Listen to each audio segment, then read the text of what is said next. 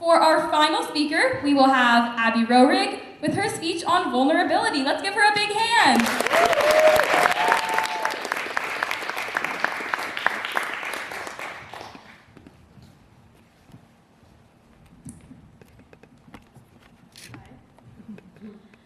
Okay, so what is love?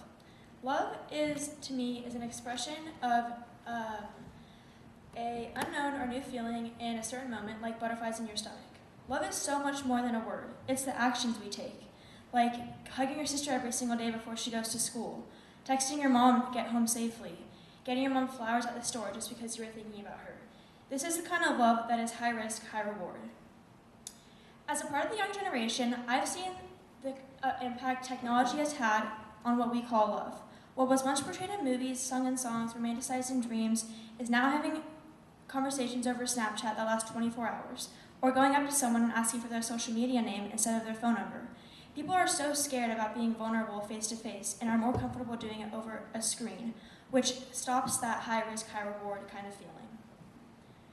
I have experienced more kinds of love than I ever thought possible, all before I was 17 years old. I was 12 when I had my first boyfriend and when I found my first love. You know, the love that I thought nothing could break. The love that would lead to me telling that person everything with no shame. When I was 14, certain topics were brought up that I was too immature and could not comprehend, so I decided that if I can't comprehend them, then I'm too young to let them happen. So that led to me making the hardest decision I ever had to, not only to break his heart, but break mine at the same time. Years of being alone had passed, and I felt like I was happy again. I was myself. Summer came along, and I saw a friendly face at a summer camp that I really didn't want to go to.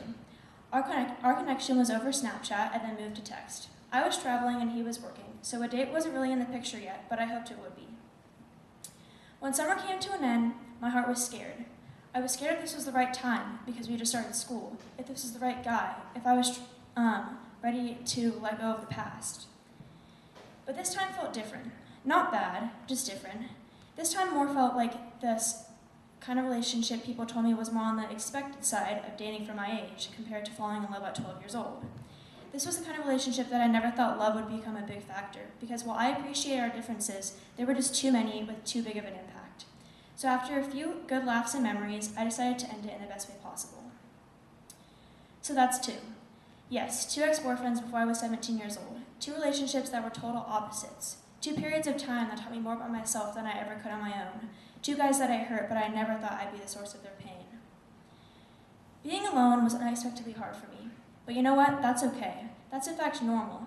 Through this process, I realized that it is okay and normal to deal with your emotions when you need it most. Because before we can freely and deeply love anyone else, we need to love the person that we're going to spend the rest of our life with, ourselves.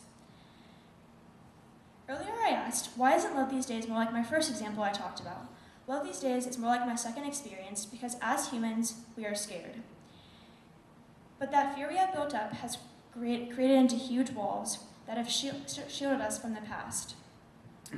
Some people are too comfortable in being alone because that risk of vulnerability is just too risky sometimes. Others can't stand the fact of not having a significant other because they create that attachment. So I hope this story encourages and inspires you to learn and explore your walls and be open or vulnerable for the right person and the right time when you feel it is right for yourself. I don't know about you, but I would rather say I wish this would have worked rather than I wish I would have tried.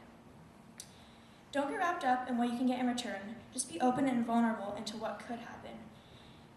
A family friend of mine who unfortunately passed away last year always said something to me every single time I saw her, and I never really figured out why it always stuck with me. She would say, "Abby, just remember to drive your own train." And oh Barb, let's just say you'd be so proud.